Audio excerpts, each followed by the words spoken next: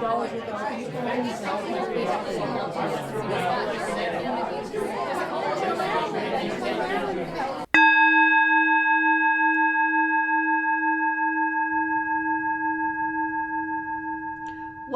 to the Holston Valley Unitarian Universalist Church.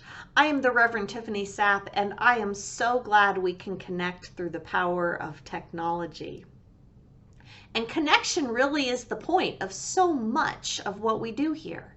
Humans need each other, which is part of why these current times have been so difficult to navigate. We've had to get really intentional about seeking out connection. One of the things I want to do as we navigate this current wave of the pandemic is to contemplate ways that we can connect while ensuring that we are being safe and inclusive when we do so. And one of those ways is through participation in covenant groups.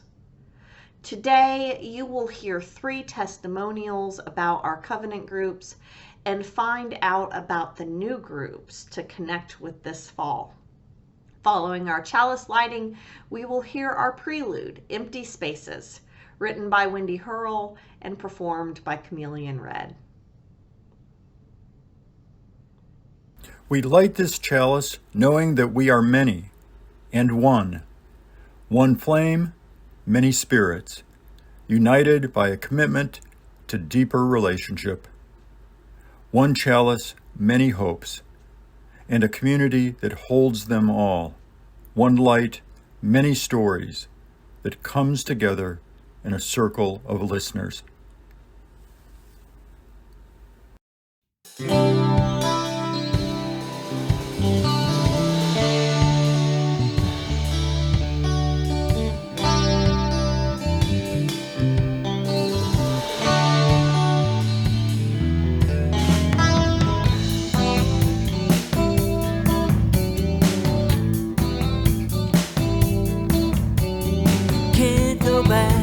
Can't go back down that road.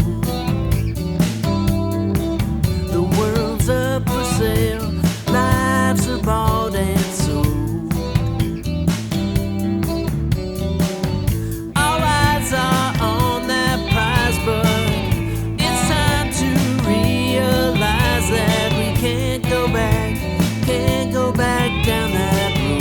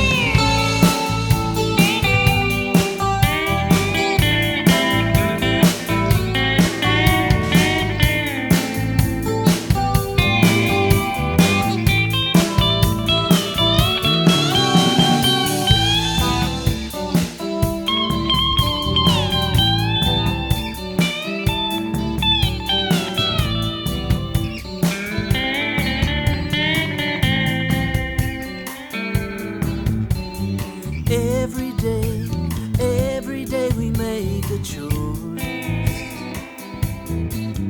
whether to keep silent or whether to raise a voice. Is this a world of others or a family who need each other? And every day we make a choice.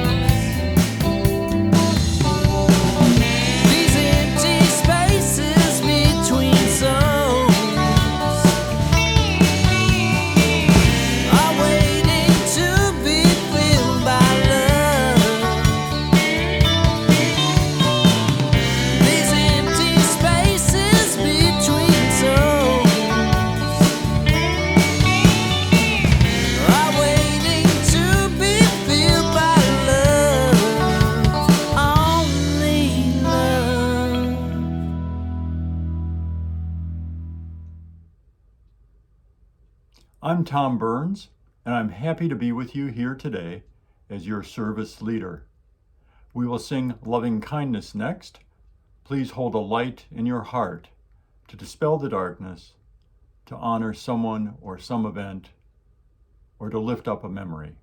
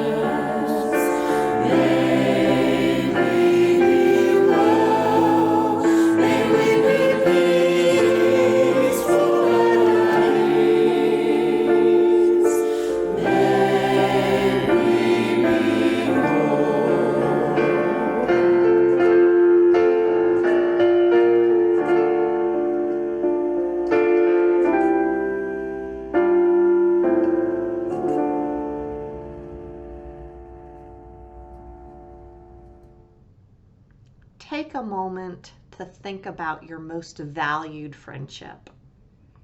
Where did you meet this person? How long have you known them? Has your friendship grown and changed through the years? I've seen young children depart the playground chattering about their new best friend that they hadn't even known existed an hour earlier. And I must admit that sometimes I'm a little jealous of that ability. For neurotypical adults like me, relationships usually take a little more time. The Journal of Social and Personal Relationships published a study in 2018 that says it takes 50 hours with someone to be casual friends, 90 hours for real friends, and 200 hours to become close friends. I have actually seen it take less time, but when it takes less time, it is because people have come to their encounters with intentionality and a commitment to really hear each other and the willingness to risk some vulnerability to really be seen. Covenant groups create an intentional container for these encounters. So I really hope you'll give one a try. But you don't have to take my word for it. Let's hear what Sandy Davis, Beth Calvert, and Linda Good have to say about their experiences with covenant groups. Good morning, HVUUC members and friends. I'm Sandy Davis, and I'm speaking to you from my home in Houston, Texas. I was a member of HVUUC for a number of years and helped to implement the small group ministry program there. Recently, I was asked by Tom Burns if I would contribute to today's service, and of course, I said yes. First, I'd like to give you a brief history of the beginning of the small group ministry program there at HVUUC. I believe it was in 2002, Barry Whittemore was the minister at that time. Alice McCaffrey and her husband, Dave Baldwin, had moved to the area from Virginia, where they had attended a UU church. One Sunday after the service, Alice told us about the covenant groups at their former church. I found that to be very interesting, so I started doing a bit of research about small groups.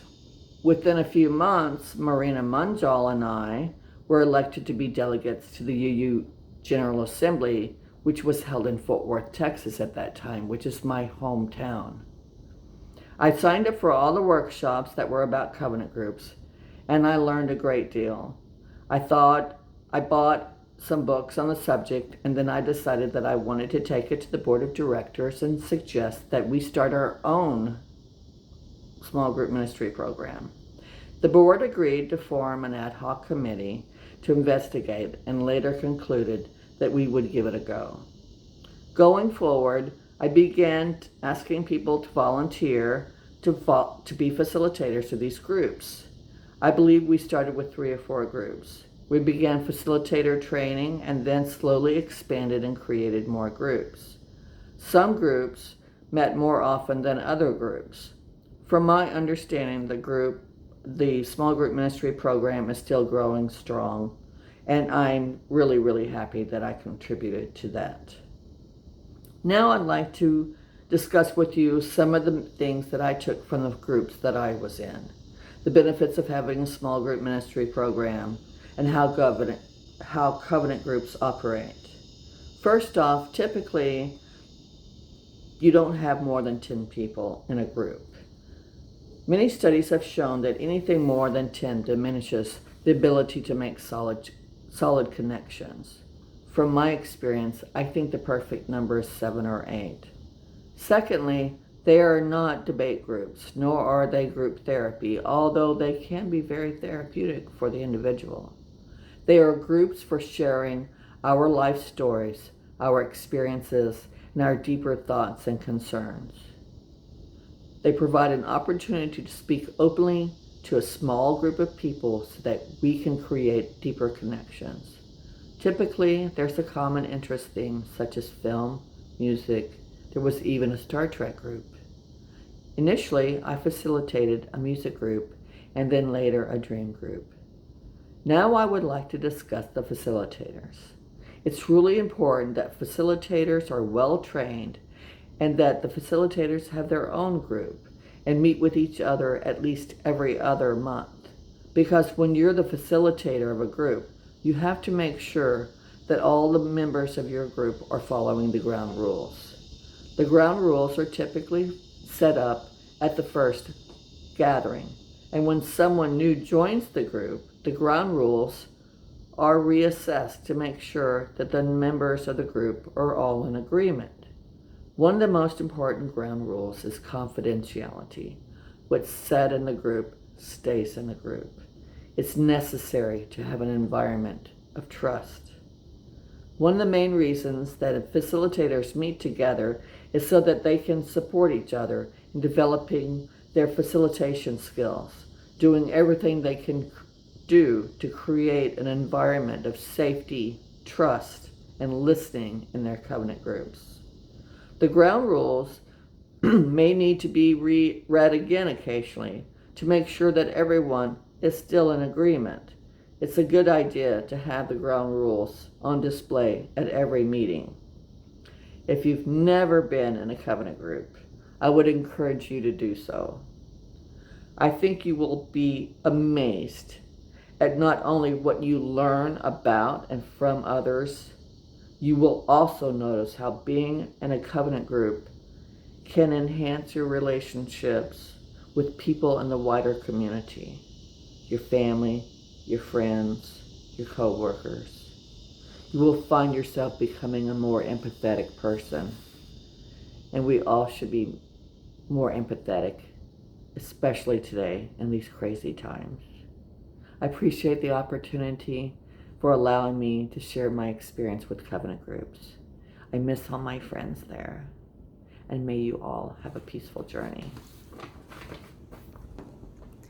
Call me a small group junkie. Yep, go right ahead, I'll own it. This form of meeting and knowing and interacting can be a delight, a feast for the hungry, especially in these times of isolation.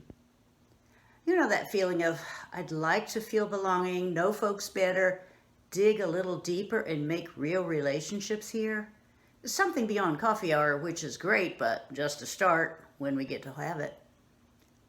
That something can certainly be found in a covenant group. The framework is simple and consistent. Show up to meetings dependably, listen attentively, share when you are ready to, and commit to privacy. The connections grow organically as the stories or tunes, pictures, or dreams are shared and discussed. No one is left out. Introverts get as much time and space as they choose, and extroverts learn to attend and listen as well as share. And we leave with a deeper sense of connection. The interdependent web of life is strengthened a little, and our small knot in it feels more secure. I've been in in an art group, sharing reactions to art and making our own, oh dear, it was awful. A poetry group where we read poems that we loved and others that we wrote. A personal storytelling group where we shared shreds of our own lives and deeply heard each other's pain and joy. And a group about aging based on Atul Gawande's book, Being Mortal, where we faced the hard issues as bravely as we could. This sense of deep connection, friendship, and fun is there for you too. Simply choose a group that appeals. Sometimes it's as simple as the schedule that dictates what you choose. Put in your attention and openness to others, and you will be richly rewarded. My name is Linda Good. Today, I want to give you an idea of my experiences of 2 covenant groups here at Holston Valley Unitarian Universalist Church. I was new to HVUUC several years ago when I participated in a covenant group that allowed me to meet others who were either members or, like me, who were searching for a spiritual home base. Others in that small group remained good friends during the time I no longer attended, up through the time of my recent membership. I remember that we used a book as our subject matter, but I can't say it was any ordinary book group. We were tangential in the most effective of ways, and we formed bonds among ourselves that have extended far beyond my memory of whatever the book was that we were reading. It was a long time ago, 2007 to be exact, hence my details, or lack of details, about the subject matter. But I will never forget the people. The next covenant group I participated in is more recent, although also prior to my commitment to membership. This recent experience was in a dream group, sharing dreams with other women. We were able to share our hearts and our dreams, even if they were bizarre in nature, of course, which they often are. In addition to making new friends and acquaintances, a few other similarities of the 2 groups were the confidentiality we held, the depth of conversation, and the mutual feeling of individual ownership and group standards. I am definitely not a group junkie. In fact, I am very reticent to share my personal information with anyone other than a trusted friend in a one-on-one situation. In our groups, my boundaries were always honored, and the group leaders assured that all participants were comfortable with the information that was shared. And when those among us just wanted to listen and not necessarily share, we had plenty of space just to do that. That's the good thing about understanding the guidelines of the gatherings up front and having specific subject matter that group members are really interested in. Really, what I want to convey here is whether you're somewhat introverted or extroverted, the most important ingredients you can bring to a group is your interest in the subject matter and your willingness to listen, learn, and make new friends and acquaintances. So, to use a trite expression, just do it. Join a covenant group. It's a great way to connect with the HVUUC community.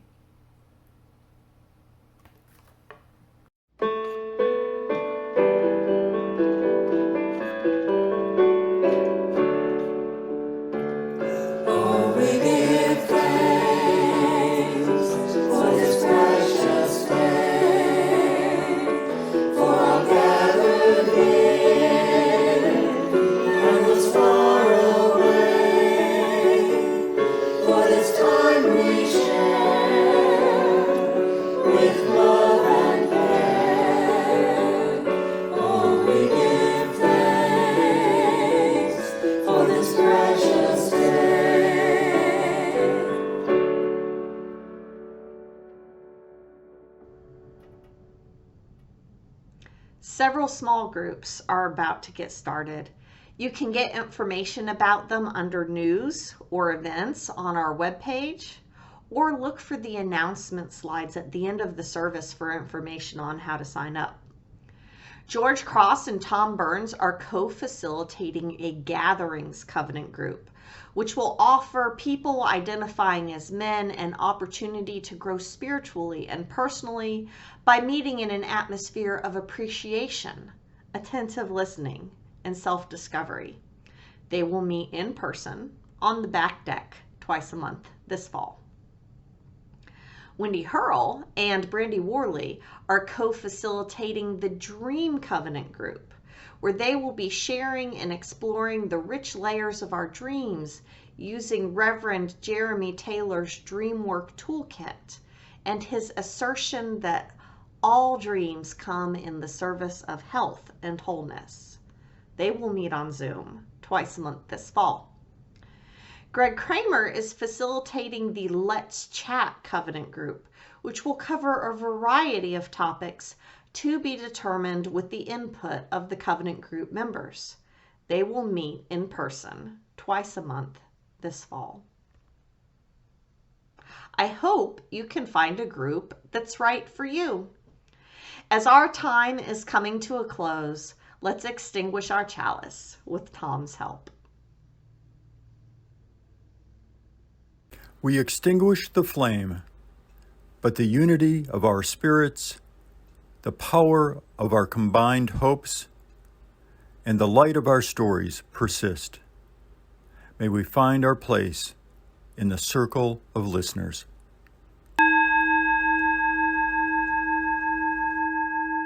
Thank you for joining us for this service. Please visit our website or like us on Facebook to stay in touch with us, learn more about our board-approved reopening plan, and to find out how to become more involved with our community. We will post another virtual church service next Sunday. Today we've learned about a way that our community cares for each other. Another way you can care for your community is to get your COVID-19 vaccination if you're eligible, and to think about the well-being of those who aren't eligible as you make your decisions about masking and distancing this week. If you or someone you know needs support, or even just someone to talk to, please contact the caring team or our minister. You can find their info on the contact page of our website. Our postlude is performed by one of our small group ministry facilitators, Wendy Hurl, written by Steve Whitmire and Wim T. Shippers. The Rainbow Connection celebrates the connections all around us. Thank you for being with me today and with all of your community, the lovers, the dreamers, and me.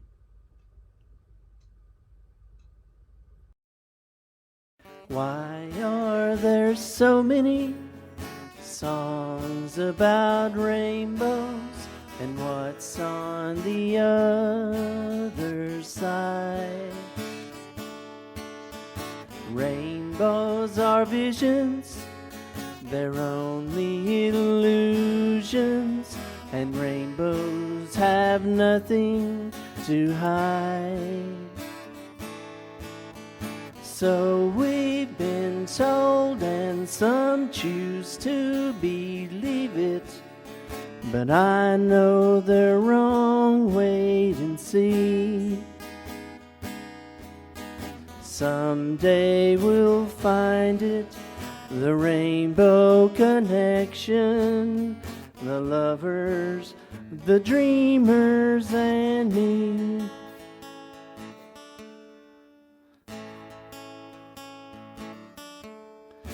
Who said that every wish would be heard and answered when wished on the morning star?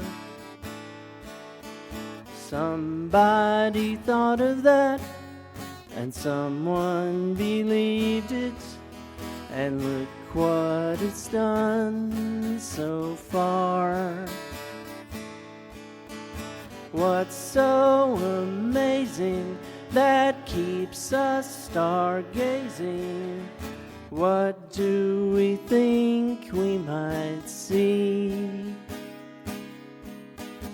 Someday we'll find it, the rainbow connection, the lovers, the dreamers, and me. All of us under its spell. We know that it's probably magic. Have you been half asleep? And have you heard voices? I've heard them calling my name. Are these the sweet sounds that called the young sailors? The voice might be one and the same. I've heard it too many times to ignore it. There's something that I'm supposed to be. Someday we'll find it, the rainbow connection, the lovers, the dreamers, and me. La da da dee dee dee dee, do do.